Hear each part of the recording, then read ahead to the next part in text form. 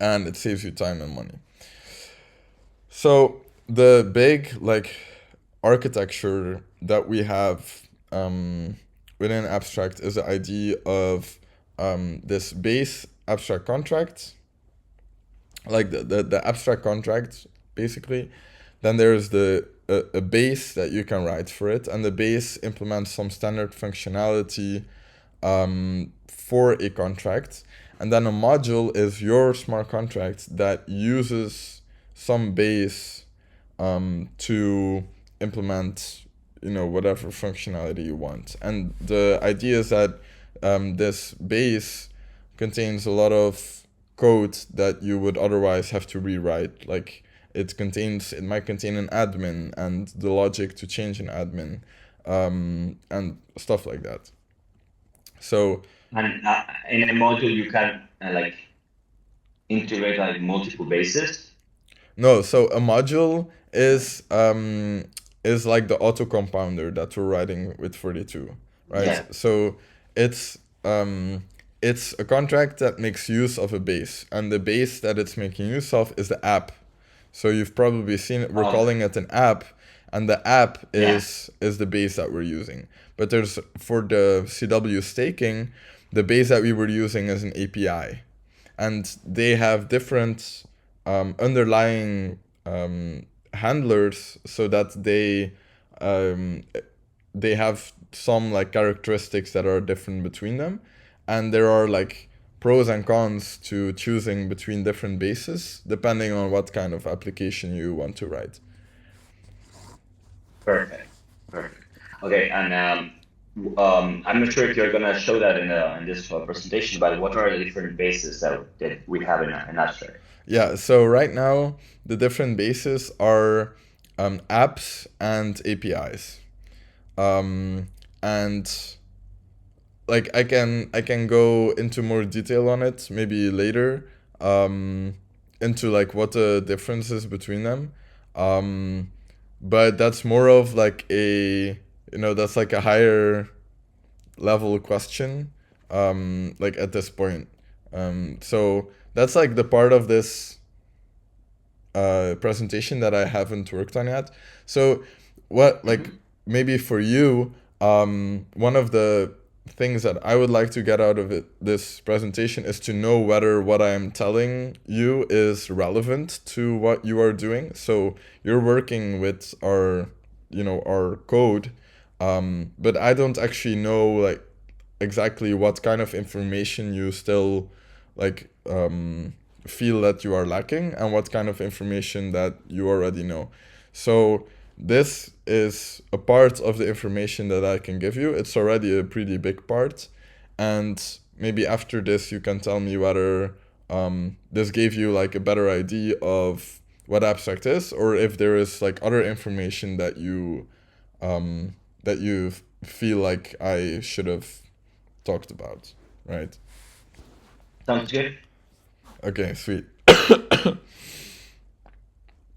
So, now that we got that out of the way, I'm going to talk basically from a bottoms up approach on how you can create your smart contract, and like what it is that is underlying it.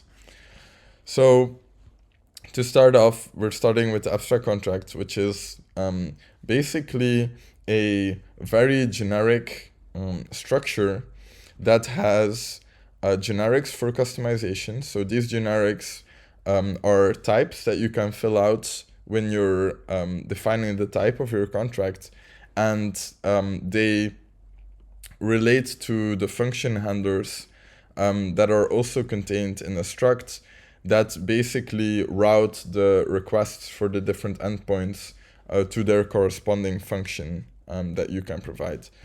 And there is also some very basic state and dependencies that make it possible for you to get a version of the contract on chain with CW2, and to get the dependencies for this contract, so that it's natively able to figure out if its dependencies are met, and just so that you can do some version management of your contract, basically.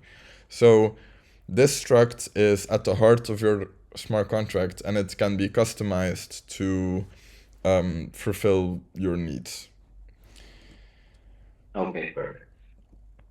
Then the handler trait is a trait that you can implement, that it's implemented on a base contract, and it requires you to implement a function to get the abstract contract. So this way we can get a lot of functions that allows the base to get the handler functions, basically. So this is not super important, but I just wanted to mention it. That this trait basically gives access to the handlers of the abstract contract. Okay. Then there is an idea of endpoint traits. So these traits are implemented again for the base contract, for the base, and they define the endpoint function of that of your contract. So when you call a smart contract, when you call the WASM file and it gets loaded and it calls the execute endpoint, it will arrive at this function, and by implementing this on the base, you can route the execute message wherever it makes sense. So as an example, is it here? No, it's yeah. So as an example of like the endpoints, basically what we have here, what we have here is a staking API that we created, which is a const, and I will just call it the contract now, and I give it its type, and a macro that we have, which is called export endpoints, will basically generate the endpoint for your contract, which you normally have seen in contracts before, right? You see the entry point for CosmWasm SDK, the execute, you get the information from the chain, and then the message that you expect to receive. And this calls the smart contract execute endpoint that we saw before, which is a trait that we implemented for it. Okay, got it. So let's take as an example that we're creating a base contract, and this is a screenshot for the app contract. And this is the state of the contract. So it holds generics for customization. So these are the custom init, custom execute, custom query, and custom migrate. Also a possible receive message that you can add to this app contract to customize these endpoints. And then so we store that internally as an abstract contract, and then we add some custom state. So in the case of an app contract, we wanted to have an admin, and we wanted to have a base state, which is app state, which is just some extra information that could be used by features that we will discuss later, by the AbstractSDK, basically. Okay. And then for this, so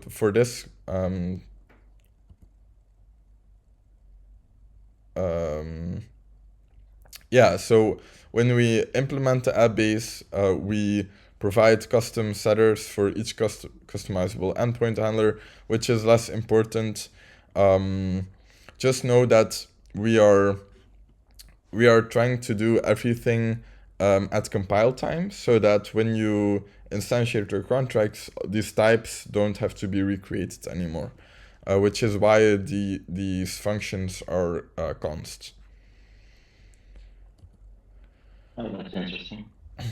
So this is a handler implementation for the app base. You just pass the types of the the customizable types of the app contract into the handler trait and set the reference to its contract store.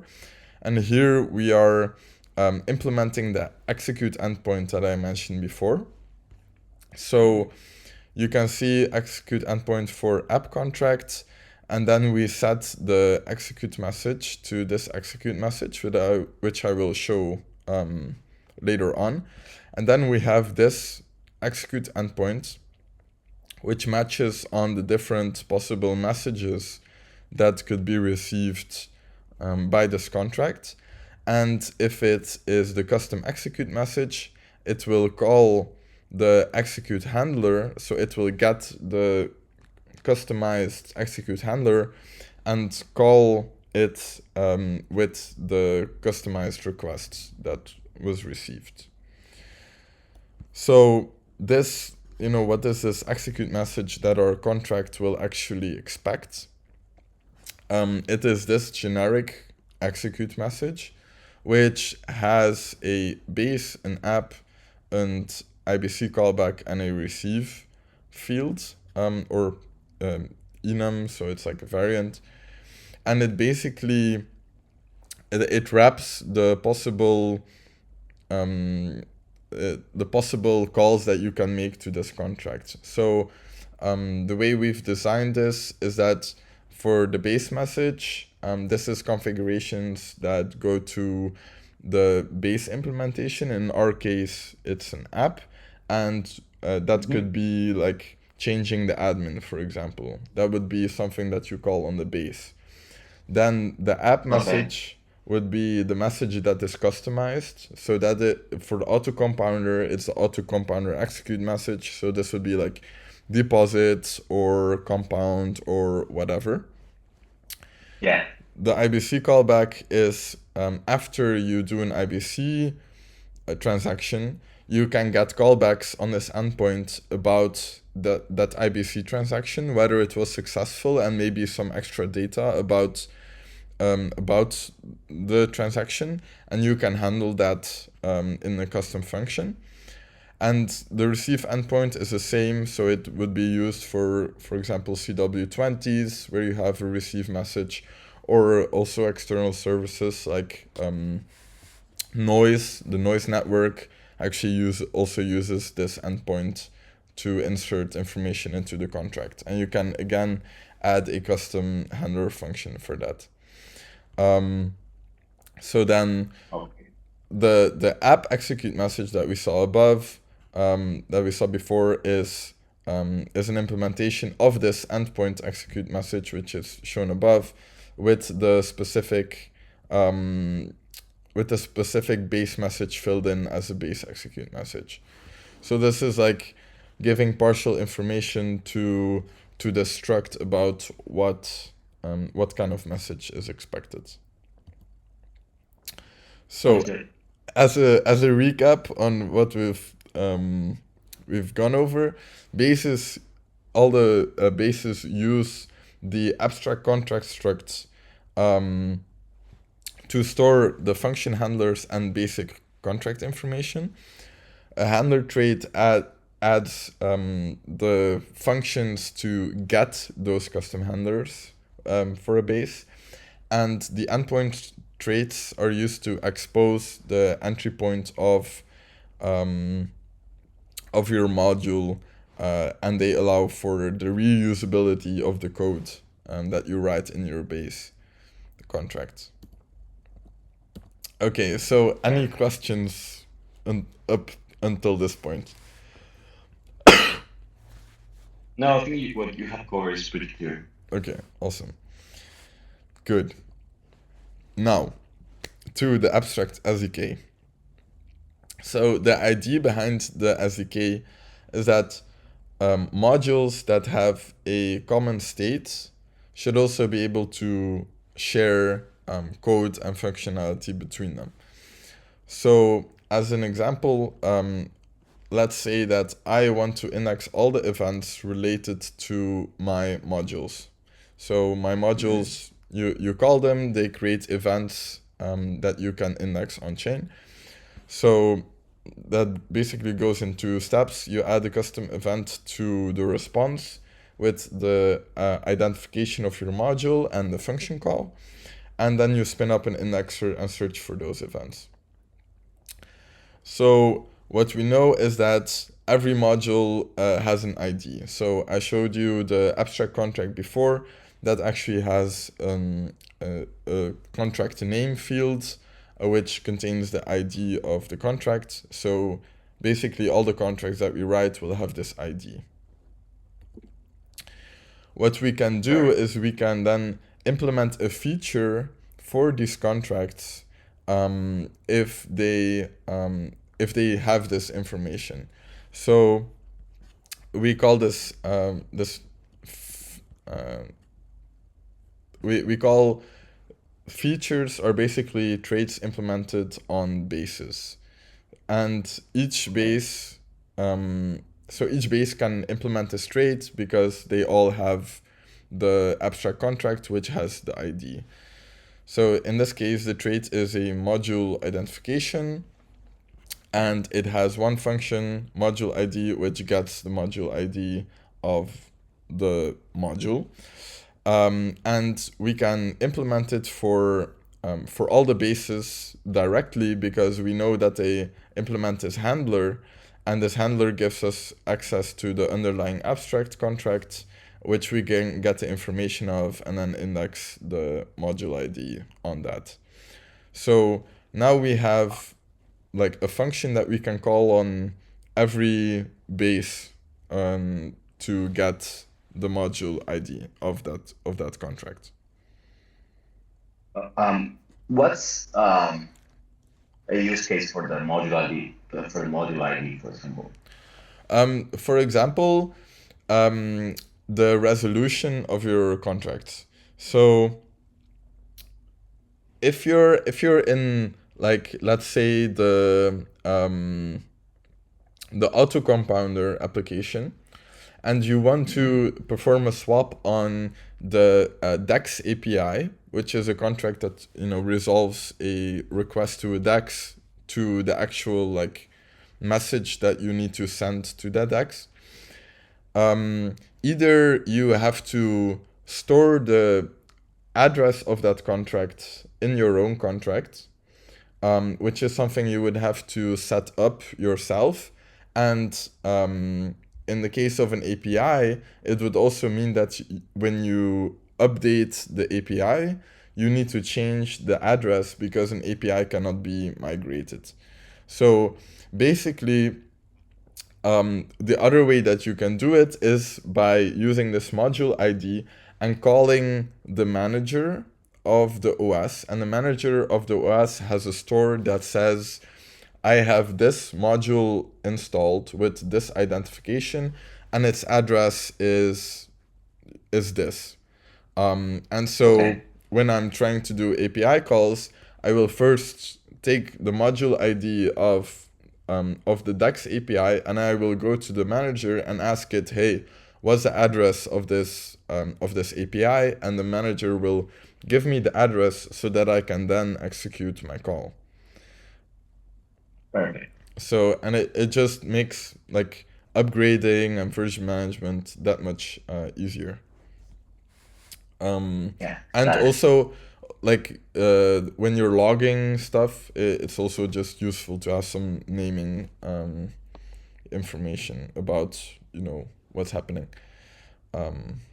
Yeah.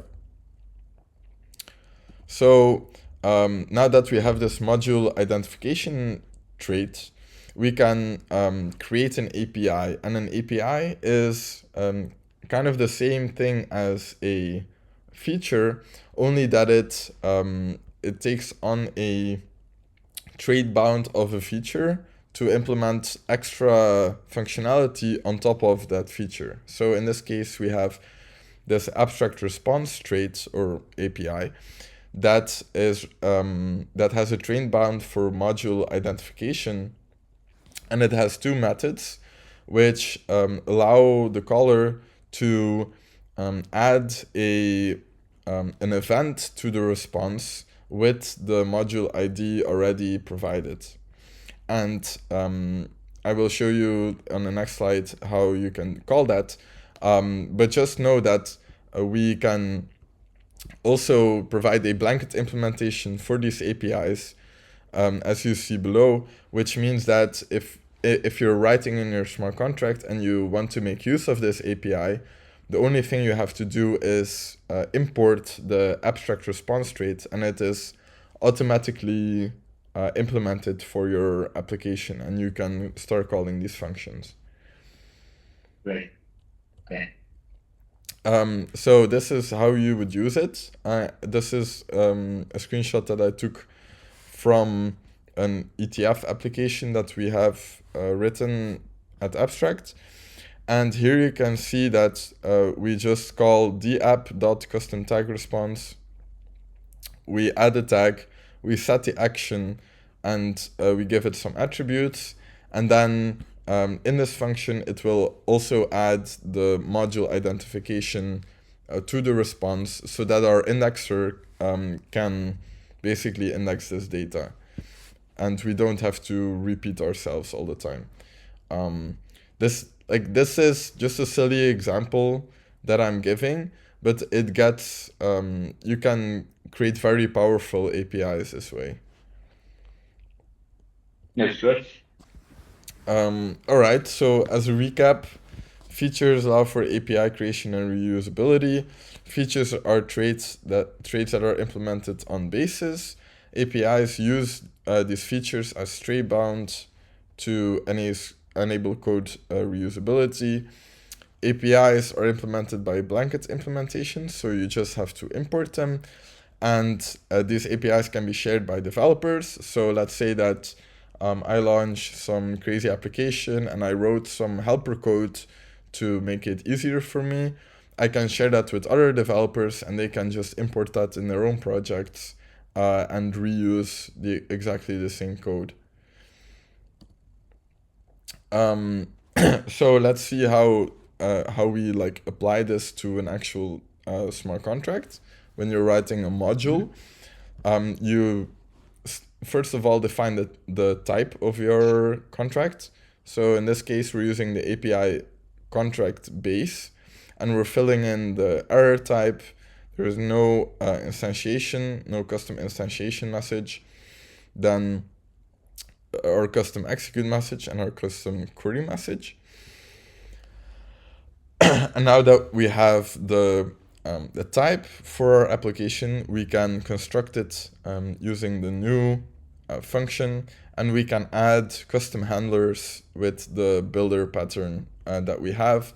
And this handler request is the custom execute handler that we wrote for it. And then at the bottom, we call the endpoint macro to generate the endpoints for our contract. And this is basically your module that you just wrote and the definition of your contract. And